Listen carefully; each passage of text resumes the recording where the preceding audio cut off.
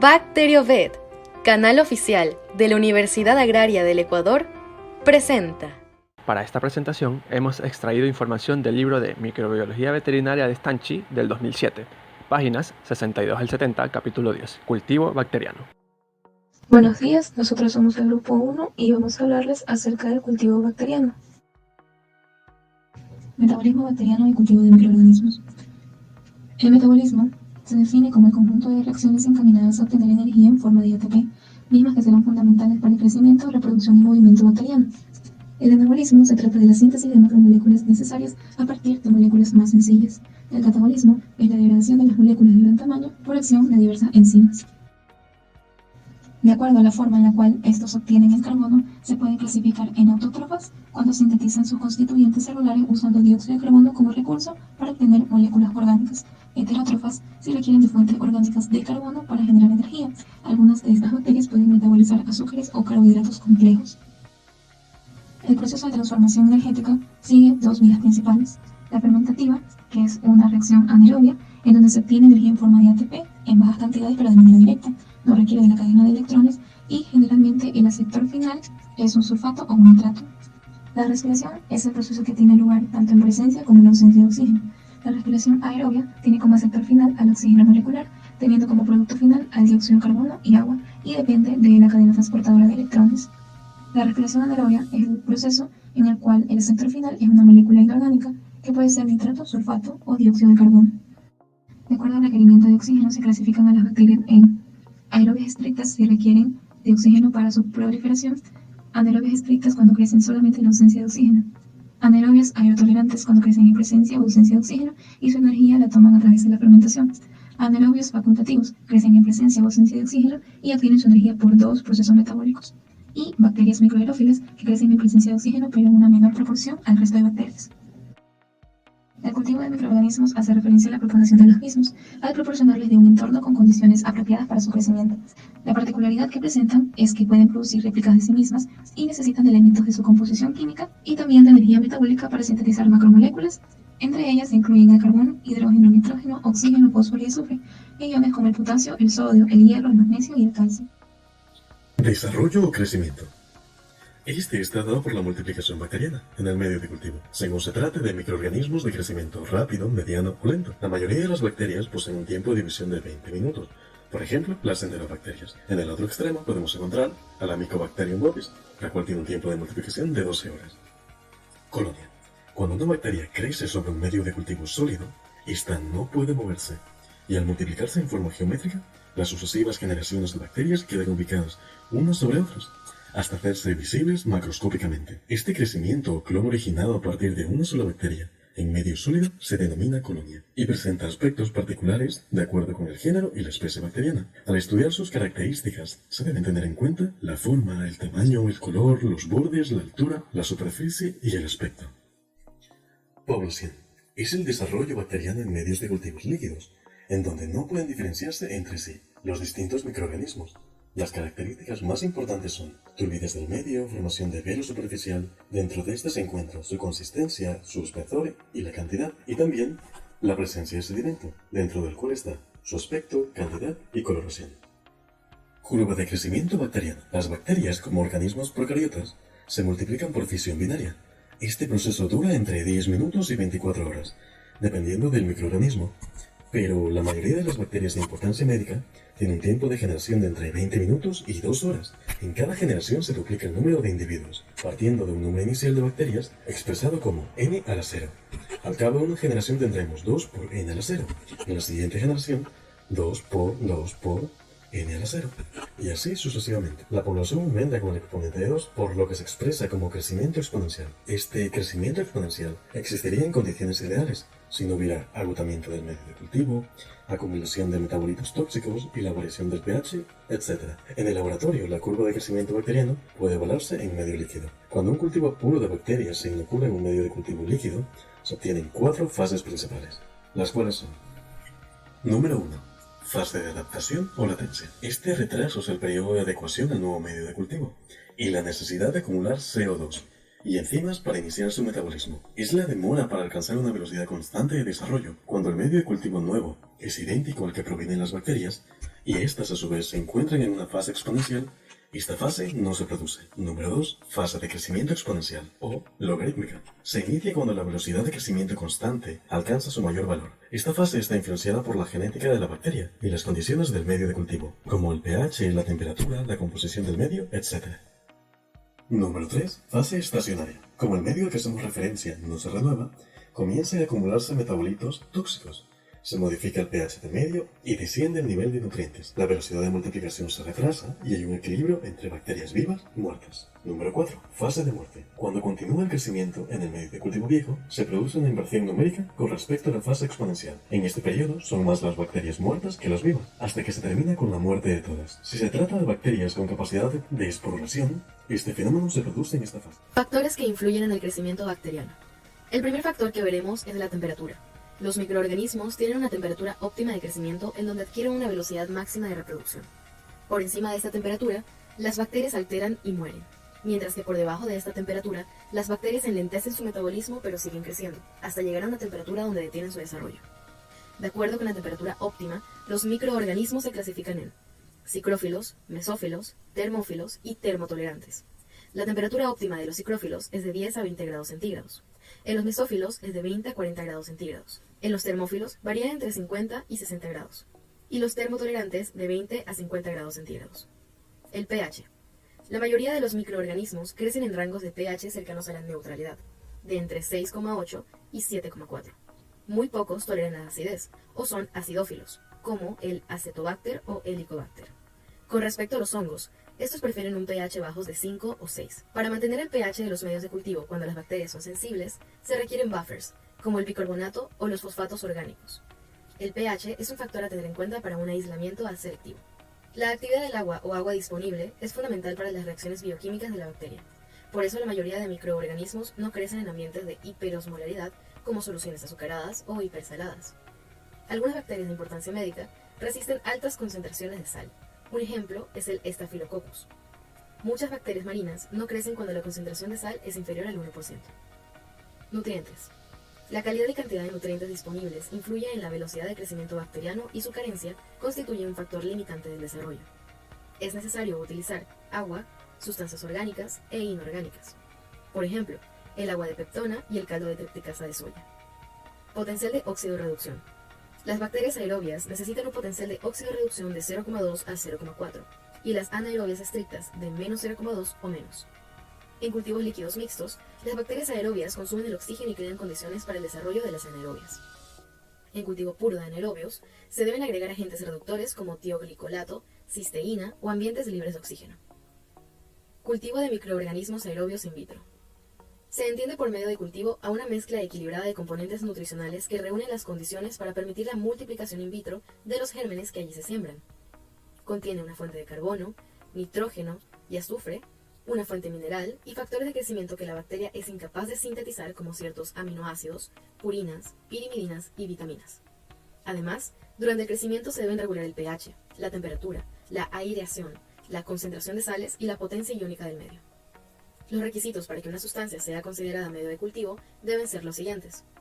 Tener un pH cercano a la neutralidad, entre 7,2 y 7,4. Su composición química debe responder a las exigencias nutricionales del organismo a cultivar. El medio de cultivo ha de ser esterilizado para evitar que los gérmenes que normalmente lo contaminan en su preparación no interfieran en el desarrollo de la cepa que pretendemos cultivar. La humedad es un requisito de todo medio sólido de reciente preparación. Las finalidades de un medio de cultivo son el aislamiento de microorganismos en colonias puras, estudio de características culturales, estudios de actividades metabólicas, preparación de vacunas y antígenos, conservación de gérmenes en colección, obtención de grandes masas microbianas para estudios físicos y químicos, obtención de gérmenes con fines industriales como la preparación de productos lácteos. A continuación hablaremos sobre los medios de cultivo. Composición y propiedades. Los medios de cultivo pueden tener una composición química definida y no definida. Dependiendo del tipo de cultivo vamos a encontrar pectonas, indicadores de cambios de pH, etc. Como por ejemplo la fórmula básica para el caldo pectonado, en el cual encontramos pectona 10 gramos, cloruro de sodio 5 gramos y agua destilada en 1000 mililitros. Los medios de cultivo se clasifican por su consistencia, como por ejemplo líquido, semisólido y sólido. El líquido es también llamado caldo, posee elementos nutritivos esenciales disueltos generalmente en agua destilada. El semisólido, en el cual su consistencia es leve y gelatinosa, se obtiene agregando agar al caldo en concentración del 0,7%. Sólido, también llamado agar estría o agar duro o placa, se obtiene su consistencia por el agregado de una mayor cantidad de agar al caldo original, por lo general al 2%. Clasificación por su finalidad: el medio de transporte, el cual es un medio líquido o semisólido, no tiene nutrientes sino agua, sales y amortiguados de pH. El medio de enriquecimiento es un medio líquido selectivo, en este medio crecen las bacterias mejor adaptadas. El medio mínimo, que como su nombre lo dice, posee la mínima cantidad de nutrientes necesarios para el desarrollo de los microorganismos.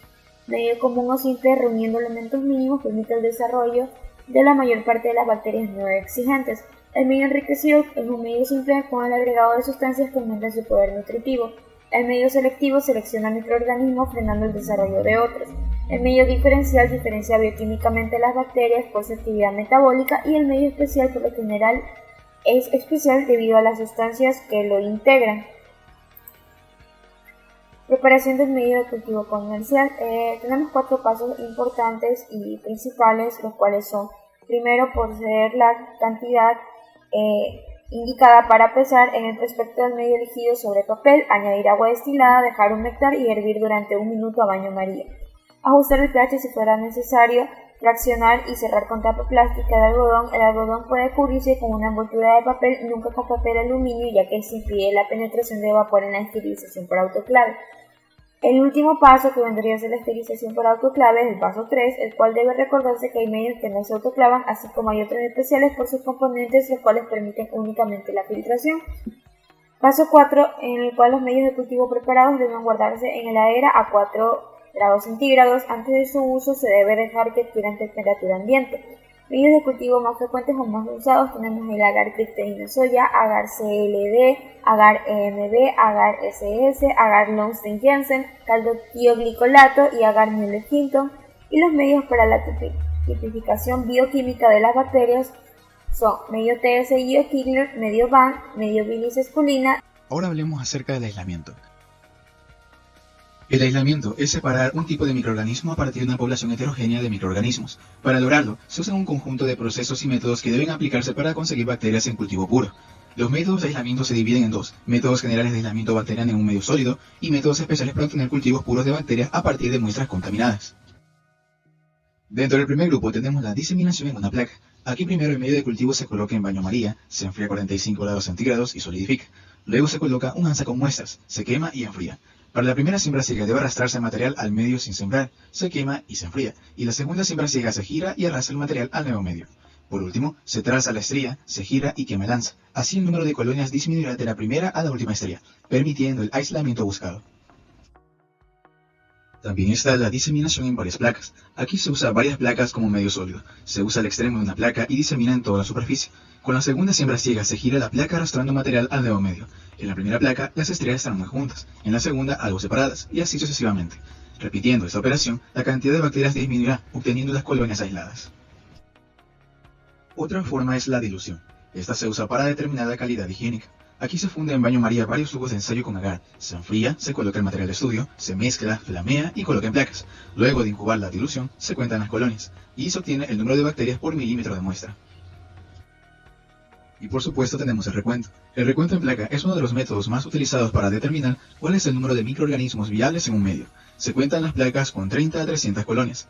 Las fórmulas a usar son: factor de dilución es igual a inversa de la dilución por inversa del volumen de siembra, para así poder hacer el siguiente cálculo. Bacterias viables por milímetro es igual al número de colonias por el factor de dilución. Este cálculo se aplica solo para un recuento de una sola placa. Métodos especiales para obtener cultivos puros de bacterias a partir de muestras contaminadas. Para hacer ese proceso vamos a necesitar de calor. Cuando a partir de una muestra se requiere seleccionar bacterias espoluradas, se aplica shock de calor, que este consiste en someter al cultivo contaminado a una temperatura de 80 grados centígrados durante 15 a 30 minutos. Así se eliminan las formas vegetativas y solo queda viable las esporas. Medios de cultivo disgenésicos. Se denominan así los medios que tienen poder selectivo sobre algunas bacterias gracias a ciertas sustancias que los integran.